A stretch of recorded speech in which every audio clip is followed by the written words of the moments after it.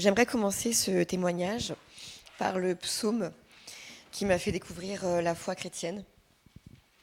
Moi qui n'avais jamais réellement ouvert de Bible, ni ne m'étais jamais réellement intéressée au contenu des textes sacrés. C'était le 15 janvier 2024 que j'ai découvert ce psaume lors des funérailles de mon petit frère de 27 ans.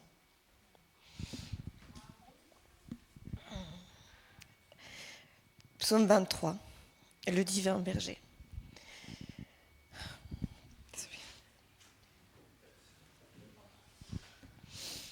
L'Éternel est mon berger, je ne manquerai de rien.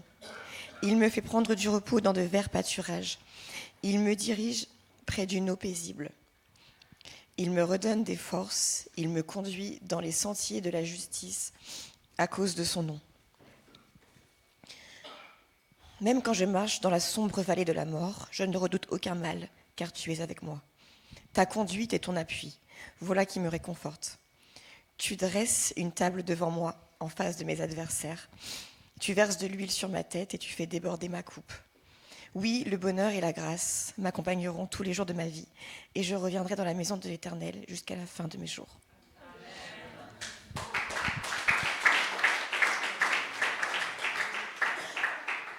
Alors, pour revenir un peu au sujet, j'ai pas peur de la mort. Ça, c'est important de le dire, parce que beaucoup pourraient penser que je me suis convertie par peur de l'au-delà, et c'est pas le cas. Ma conversion, elle est venue bien après le drame que j'ai vécu. Et j'ai réalisé, en fait, que plein de choses dans ma vie sont écrites dans ce psaume 23 qui se suffit à lui-même. L'Éternel, je vais décortiquer quelques phrases. L'Éternel est mon berger. Je vois effectivement Dieu comme un berger. Il y a des choses que j'ai cru vouloir dans ma vie, que j'ai cru bonnes pour moi, qui m'ont été retirées.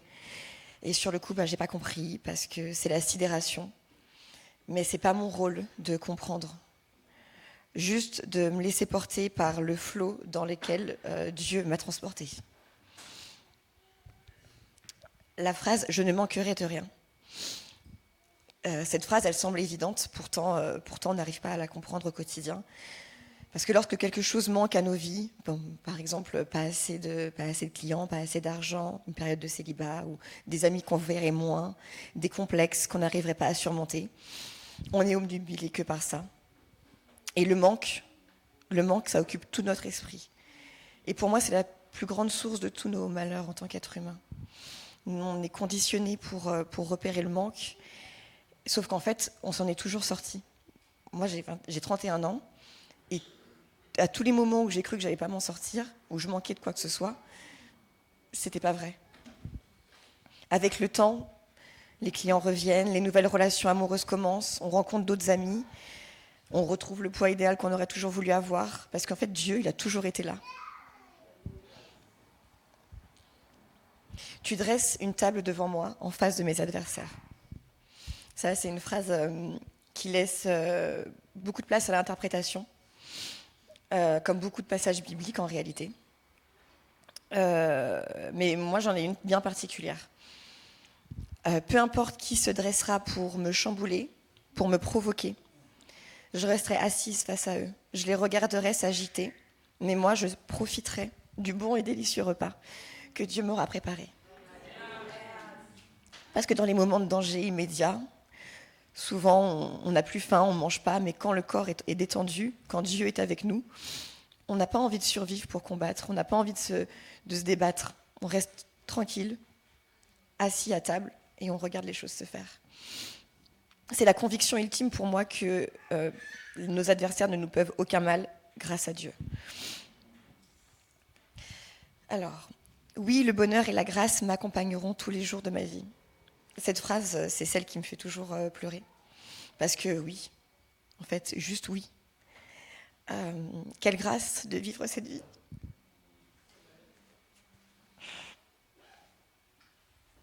Quelle grâce de vous avoir rencontré.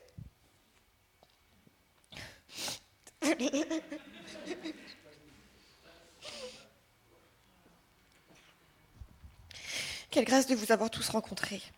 Quelle grâce que mes prières soient exaucées, et même 10 fois plus fort qu'espéré. Parce que simplement, je crois que j'ai la foi et j'ai la conviction que tout va bien. Ensuite, j'ai un petit message personnel à vous passer de manière générale. Si vous avez un rêve, si vous voulez le faire, si vous avez quelque chose qui vous terrifie, faites-le.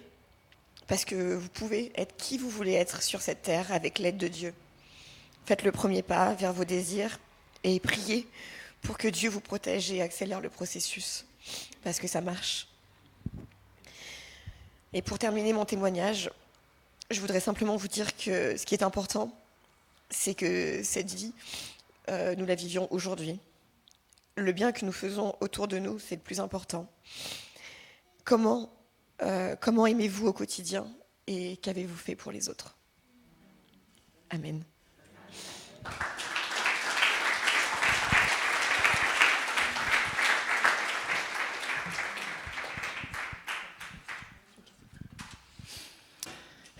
Gloire à Dieu. Dieu est bon. Il change les vies de manière très personnelle et de manière très précise. Et je crois aussi que pour beaucoup d'entre nous, ça nous rappelle d'où Dieu nous a pris et aussi le chemin parcouru. Du coup, pour pouvoir aussi sceller ce que Rosie a vécu, on va prendre le temps de prier pour elle, de prier avec elle, que le Seigneur l'accompagne et la bénisse dans tout ce qu'elle vit et dans son cheminement qui commence véritablement avec Christ. Ok ? Je vous invite à vous lever, puis on va juste descendre ici. Et j'ai demandé au pasteur Mwanza, Véronique, qui l'ont aussi accompagné dans sa préparation, et puis à sceller aussi. Et vous pouvez simplement étendre vos mains, et puis prier aussi dans votre cœur pour rester debout. Ça va. Ouais. Tu n'es plus esclave du péché, tu es une nouvelle créature. Et bienvenue dans la grande famille de Dieu. Marche la tête haute. Amen.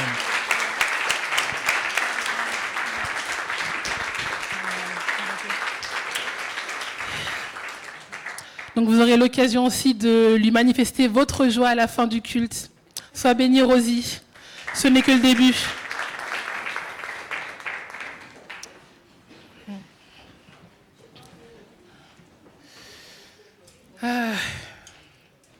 Dieu est bon. Très, très bon. Toujours bon. All the time. God is good. Wow. J'aime beaucoup les cultes où il y a un baptême. Parce que ça nous ramène vraiment à l'essentiel, à la base de notre foi. Où l'évangile est prêché dans son essence. Et puis des fois, on est tellement pris dans le quotidien, dans la famille, le travail, etc. Et puis c'est des choses, voilà, on a une vie, il faut s'en occuper. Mais de se rappeler vraiment de qui est Jésus et de ce qu'il a fait. Ça nous ramène vraiment à l'essentiel. Donc oui, Rosie, ce matin, est passée par les eaux du baptême. C'était un acte symbolique, mais aussi spirituel. Et puis, vous voyez dans les Écritures, on voit que Jésus est passé lui-même par les eaux du baptême. Il a montré le chemin à suivre, où il a signifié la mort au péché, n'est-ce pas ? C'est ce qu'elle a aussi signifié en rentrant dans les eaux du baptême, être purifié de ses péchés.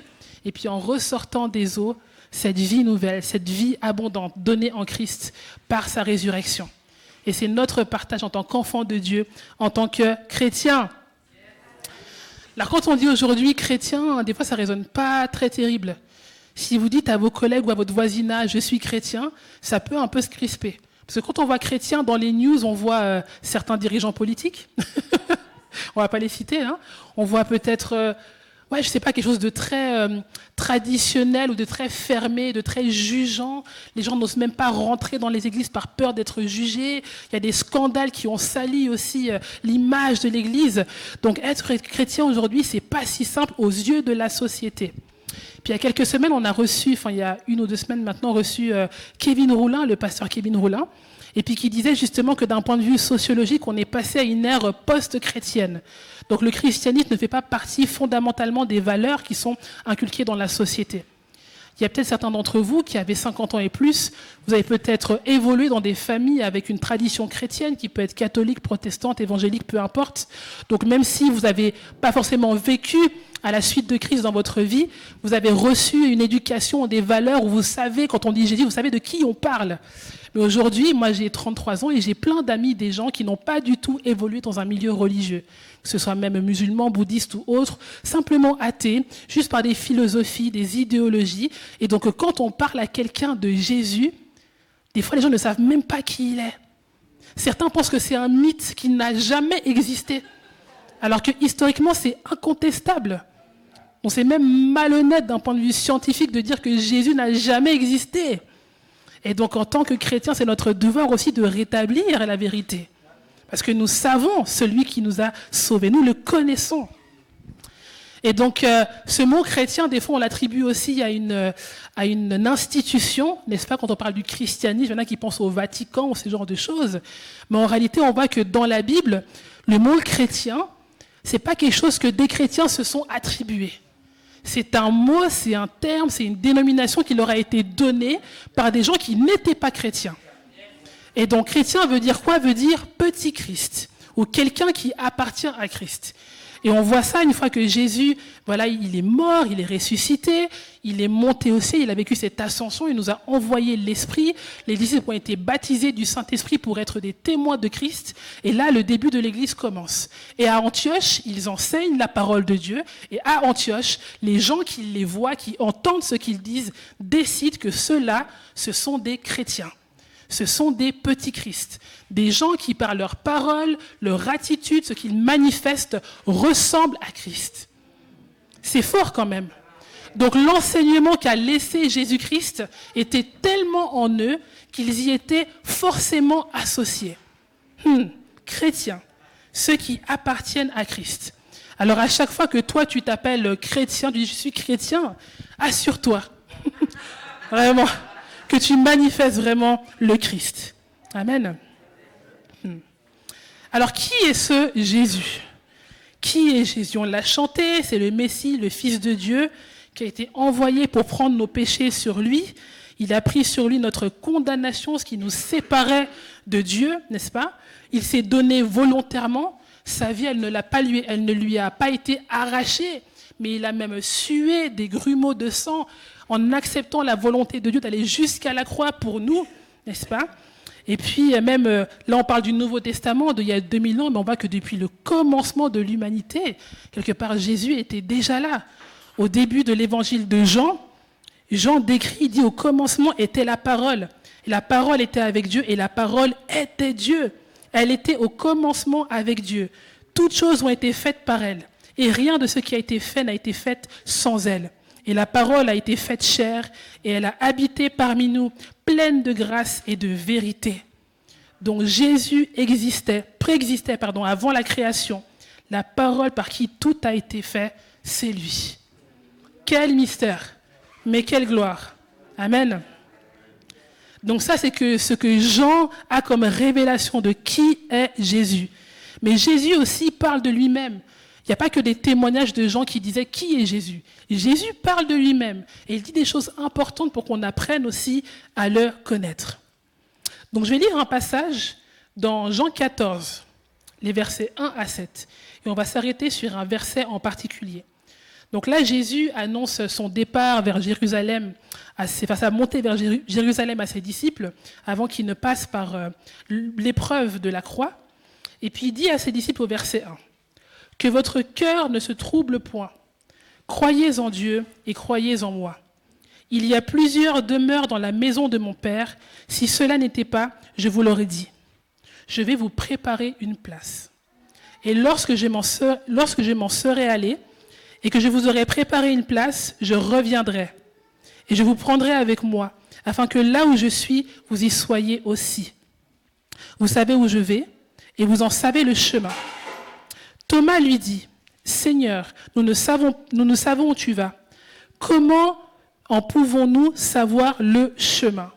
Et c'est là que Jésus répond cette phrase importante. Jésus lui dit, « Je suis le chemin, la vérité et la vie. Nul ne vient au Père que par moi. Si vous me connaissiez, vous connaîtriez aussi mon Père.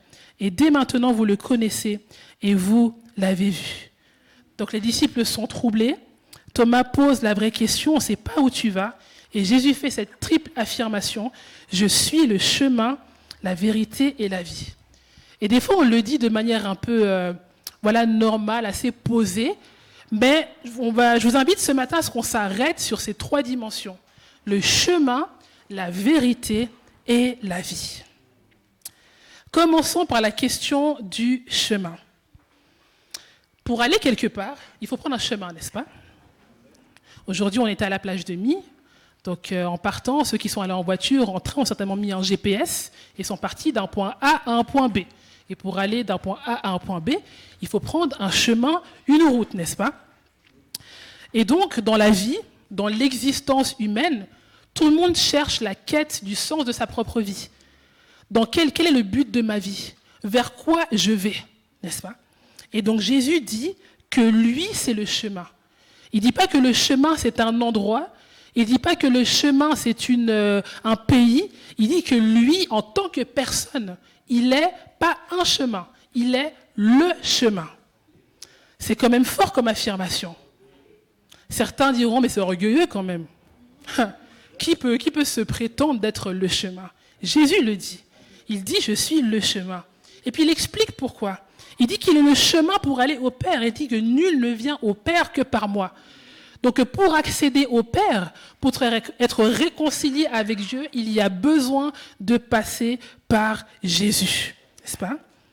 Et donc ça veut dire que si Jésus est le chemin et qu'il est venu pour manifester ce chemin, ça veut dire qu'avant ça, ce chemin, il était coupé. Il y avait quelque chose qui barrait la route. Aujourd'hui à Genève, il y a plein de travaux, des déviations infernales. Les gens pètent des plombs, s'insultent sur la route parce qu'on n'arrive pas à arriver à destination à temps, n'est-ce pas? Alors imaginez votre vie de la même manière. Vous essayez votre quête de sens, vous cherchez c'est quoi le sens de ma vie, c'est quoi le but de ma vie. Mais quelque chose bloque. Je n'arrive jamais à savoir où je dois aller, comment je dois faire. J'ai beau consulter tel chaman, tel spécialiste, tel ami, tel frère, telle sœur. Les choses n'avancent toujours pas. Mais Jésus se présente comme étant la solution et il dit « Je suis le chemin ». Ce qui va te réconcilier avec ton Créateur, celui en qui tu peux trouver toutes les réponses, c'est moi. Pas mal. Pas mal, pas mal, pas mal. Je lis juste un autre verset dans Romains 5, les versets 1 et 2. Il est dit « Étant donc justifiés par la foi, nous avons la paix avec Dieu par notre Seigneur Jésus-Christ. » Donc la paix, elle est rétablie grâce à Jésus. Lui, par qui? Donc par ses chemins. Nous avons aussi accès par la foi à cette grâce dans laquelle nous sommes rétablis. Et nous nous glorifions dans l'espérance de la gloire de Dieu. Donc le chemin, il ne s'arrête pas à la croix. C'est aussi le chemin de la vie quotidienne avec lui. Chaque jour, on est appelé à prendre le chemin de Jésus. Que ce soit dans nos relations, dans nos finances, dans les choix qu'on fait au quotidien. Ce n'est pas juste une question de voilà, maintenant je suis connecté avec le Père et puis tout le reste ne compte plus. Je vais vivre vraiment comme un ermite dans la forêt. Non, non, non, non, non. Certains ont un appel particulier. Ce n'est pas, je pense, la majorité. Mais en tout cas, ce chemin, nous le prenons quotidiennement. Amen. Et puis ce qui est bien, c'est que si on se perd, généralement, tu es censé, quand tu te perds, tu cherches le chemin. Tu vois. Mais l'avantage, c'est que même en cherchant le bon chemin, tu peux toujours ne pas le trouver. Parce qu'un chemin, par définition, il faut le trouver. Mais ça, c'est quand c'est un chemin, c'est un lieu, tu vois. Mais quand c'est une personne, tu as juste à l'appeler. Tu vois ce que je veux dire? Tu vois, hein? Ok. Donc, si tu te perds de Jésus, tu ne sais plus comment faire. Le péché t'a rattrapé. La colère est revenue. Tu dis, mais comment? Par où? Appelle Jésus. Il est le chemin. Amen. Il est le chemin. Donc si tu te perds, retourne à Jésus. Si tu perds ta relation avec Dieu, retourne à Jésus. En le voyant lui, tu verras le Père. Amen. Ensuite, Jésus dit, je suis la vérité. Ça, c'est particulièrement fort, n'est-ce pas? Parce que la quête de la vérité, elle est au cœur de presque toutes les sciences, les philosophies. La quête de comprendre Voilà comment trouver l'argument, la chose qui soit vraiment la vérité absolue. Hein? La vérité, par définition, elle est absolue. Elle ne varie pas selon les personnes, selon les époques, selon le contexte. Il y a 6000 ans comme aujourd'hui, si une vérité existe, elle existe de tout temps. Elle est inchangeable, n'est-ce pas? Et Jésus ne dit pas « je te dis la vérité », il dit « je suis la vérité ». Donc qu'est-ce que cela ça implique? Donc déjà, il dit la vérité sur Dieu, n'est-ce pas? Il dit qu'en voyant, comme on l'a dit, on voit le Père. Il dit aussi la vérité sur l'être humain. Donc en Christ, on découvre vraiment qui on est. Quelque part, en le regardant lui, s'il a la vérité, tu peux mieux comprendre qui tu es en vérité, n'est-ce pas? La vérité aussi sur le monde, son origine, son sens, sa destination, le pourquoi avant, le pendant et le après. Et la vérité sur le péché qui bloquait ce chemin, n'est-ce pas? Et la grâce. Ce que le monde appelle des fois liberté, en réalité peut être un esclavage. Le fait de faire absolument ce que je veux, combien en paye le prix aujourd'hui? Combien tombe dans diverses addictions à cause de cette soi-disant liberté? Mais trouver Jésus, c'est trouver la vérité, le sens de ta vie, le pourquoi tu existes et où tu vas. Amen. Jésus dit aussi, si vous demeurez dans ma parole, vous êtes vraiment mes disciples, vous connaîtrez la vérité et la vérité vous affranchira. Il parle de lui. Si tu me connais, tu seras libre, affranchi, réellement libre. Amen. Il dit, si donc le Fils vous affranchit, vous serez réellement libre. Amen. C'est en Jésus qu'on connaît, qu'on reçoit pleinement la liberté, à cause de la vérité. Finalement, il finit par dire, je suis le chemin, la vérité et la vie. En grec, le mot vie, c'est Zoé. En tout cas, dans ce contexte-là, Zoé. Donc, si tu connais une Zoé, tu pourras lui dire, tu t'appelles la vie. Je l'ai entendu dimanche. Wow. Zoé, la vie. La vie, c'est l'état d'une personne ou d'une chose qui est animée. Quand tu es en vie, tu es animé. Tu es habité, tu es animé. C'est une puissance intérieure. La vie, c'est ce qui anime, ce qui bouge, qui respire, parle, agit. Une présence qui est censée rayonner, même autour de toi. Aujourd'hui, moi, je suis vivante physiquement, n'est-ce pas? Ma présence peut être agréable. Bon, ça dépend pour qui, mais voilà. Voilà, je vis, on se parle, etc. Mais moi-même, en tant que personne, si je meurs, tu ne voudras pas me laisser sur ton canapé chez toi. Vous voyez? Pourtant, c'est la même personne. Mais moi, mort, tu ne voudras pas de chez moi sur ton canapé. Parce que la mort détériore, la mort, ça pourrit. La mort, ça gangrène. La mort, ça devient aussi contagieux. Quand tu la touches, tu risques d'avoir des maladies, n'est-ce pas? Et Jésus dit, je suis la vie. Et la vie ne peut être vaincue par la mort. En tout cas, quand on parle de Christ, et Jésus ne l'a pas seulement affirmé, il l'a vraiment accompli, parce qu'il a vaincu la mort. N'est-ce pas? À la croix, c'est ce qu'il a fait. Il a réellement vaincu la mort. Il a ressuscité lui-même, il a ressuscité Lazare, et nous ressusciterons un jour. Il ne l'a pas seulement fait pour lui, mais il l'a fait pour nous tous. Dans Romains 8, il est dit, « Et si l'esprit de celui qui a ressuscité Jésus d'entre les morts habite en vous, celui qui a ressuscité Christ d'entre les morts rendra aussi la vie à vos corps mortels, par son esprit qui habite en vous. » Amen. Alors que Jésus nous a reconnectés au Père, il a aussi envoyé son esprit pour nous conduire chaque jour, mais aussi pour nous donner la vie. Paul en avait clairement conscience, il dit « Christ est ma vie. Et mourir m'est un gain. » C'est très fort comme affirmation. De dire que mourir m'est un gain. Moi, je peux mourir à moi-même, à mes désirs, à tout ce que j'ai pu vouloir, parce que je sais que Christ est la vie. Et je décide d'en faire ma vie. Je la prends avec moi, sur moi. Et c'est ça la révolution de l'Évangile, que la mort a perdu. Elle n'a plus son mot à dire. Amen. Dans Matthieu 16, Jésus dit encore, « Car celui qui voudra sauver sa vie la perdra, mais celui qui la perdra à cause de moi la trouvera. » Donc il y a un paradoxe aussi au cœur de l'Évangile. Perdre pour trouver, mourir pour vivre. Que Dieu nous éclaire. Je laisse ça comme ça. Mais ce n'est pas juste une perte, c'est vraiment l'échange le plus rentable de l'histoire de l'humanité. Amen. Parce que c'est pour l'éternité. Donc cette vie en Christ, c'est l'identité restaurée. Ce que Dieu a voulu pour nous de toute éternité. Pas seulement quelque chose qui n'a jamais existé, mais qui a besoin d'être retrouvé, d'être manifesté. Il est dit que celui qui est en Christ est une nouvelle créature. Toutes choses anciennes sont passées. Voici, toutes choses sont devenues nouvelles. Ça ne veut pas dire que la vie que Christ a pour toi, elle n'a jamais existé. Elle a existé. Elle est juste restaurée. Sa volonté parfaite est restaurée dans ta vie. Amen. C'est une vie éternelle dès maintenant. Pas seulement dans l'au-delà. Du moment où tu donnes ta vie à Christ, tu rentres quelque part dans la vie éternelle. Parce que ça dépend de ta relation avec Dieu. Et c'est ce qui est dit aussi, que la vie éternelle, c'est qu'ils te connaissent, toi, le seul vrai Dieu, et celui que tu as envoyé, Jésus-Christ. Tu n'as pas besoin d'attendre la vie éternelle après ta mort physique pour connaître Dieu. On est tous invités à le connaître dès aujourd'hui. Et cette vie, comme on l'a prié aussi pour Rosie, elle est abondante. Jean 10, qu'on connaît très bien, le voleur ne vient que pour dérober, égorger et détruire. Mais moi, dit Jésus, je suis venu afin que les brebis aient la vie et qu'elle l'ait en abondance. Tellement de gens cherchent le sens, le bonheur, l'abondance dans différents secteurs. Et donc cette vie qui a été répandue sur une croix il y a 2000 ans, puis restaurée par sa résurrection, elle se déverse encore aujourd'hui dans les vies de toutes les personnes qui désirent y croire.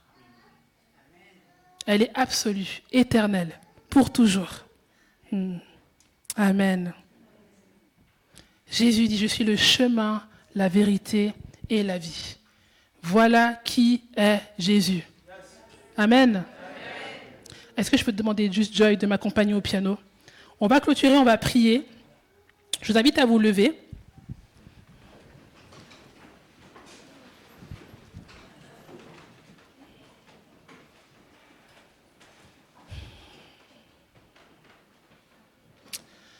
Jésus est le chemin, la vérité et la vie. Ce chemin qui nous reconnecte au Père, cette vérité de qui nous sommes, de qui il est, et la vie abondante, éternelle et aussi relationnelle. Mais un point aussi qui est important peut-être de rajouter à cette dimension, c'est vraiment ce verset que beaucoup de chrétiens aiment, n'est-ce pas ? Surtout les évangéliques, on aime bien. Il y en a qui ont même des casquettes avec marqué Jean 3,16, n'est-ce pas ? Est-ce qu'on peut le réciter ensemble ? Car Dieu a tant aimé le monde qu'il a donné son Fils unique, afin que quiconque croit en lui ne périsse point, mais qu'il ait la vie éternelle. Ah, le rêve de Dieu, que personne ne périsse. C'est ça le rêve de Dieu. Quand Dieu a créé l'être humain, il voulait qu'il soit en communion parfaite avec lui. Et alors que le péché s'est installé, il avait déjà prévu l'arme pour le détruire, afin que quiconque croit puisse avoir la vie éternelle. Et pourquoi il l'a fait ? Il est dit, par amour. C'est par amour que Dieu l'a fait. Alors je ne sais pas peut-être quel avis tu as sur qui est Dieu, ce que tu as pu voir peut-être dans les médias, ce que les gens ont pu te faire, peut-être même des gens dans l'église. Mais j'aimerais nous ramener à la vérité. C'est que Dieu nous aime. C'est simple, mais c'est fondamental. C'est ce qui guide notre vie au quotidien. Dieu nous aime. Il a tout donné pour nous. Vous savez, cette semaine, je suis allée visiter un groupe de maisons. Et puis, on relisait quelques passages qui avaient été donnés dans les prédications des dimanches précédents. Et on parlait de l'histoire, c'est Genèse 22, du sacrifice d'Isaac par Abraham. Et puis, je me rappelle, même dans mes études, ce passage même choquait mes professeurs. Ils n'arrivaient pas à dénouer le fait qu'un père, sur l'ordre de Dieu, puisse aller jusqu'à sacrifier son fils. Vous voyez ? Et que quand Abraham prend Isaac, vraiment, ils vont à la montagne, et puis Isaac dit, mais père, il est où le sacrifice pour l'Holocauste ? T'inquiète, Dieu pourvoira. Il dit Dieu pourvoira, hein? Mais il l'attache. Il l'attache sur l'autel. Et Isaac voit le geste. Vous imaginez ? Et ça tord l'esprit de certaines personnes de se dire, mais comment un père peut aller jusqu'à là? En plus, Isaac, il l'a attendu, Abraham. Dieu l'avait promis un fils de qui il aurait une génération, une descendance nombreuse. Il attend jusqu'à passer 90 ans pour l'avoir. Et à peine il est là, il doit le sacrifier. Mais il connaissait la parole, la promesse que Dieu lui avait donnée. Il dit, mais ok, peut-être je ne comprends pas, mais j'y vais. Et finalement, pour les plus érudits, entre guillemets, d'entre nous, pour les théologiens affirmés, nous savons que cette histoire est une préfiguration de ce que Dieu le Père a fait avec Jésus-Christ à la croix.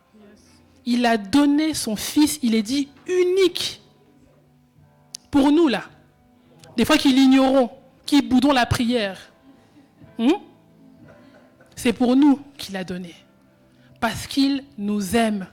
Il a donné ce qu'il avait de plus cher. Et même son Fils a décidé de se donner lui-même de manière volontaire, afin que ce blocage sur le chemin soit ôté une bonne fois pour toutes. Et c'est acté, c'est fait. Il y a juste à le recevoir pour marcher dedans. Amen.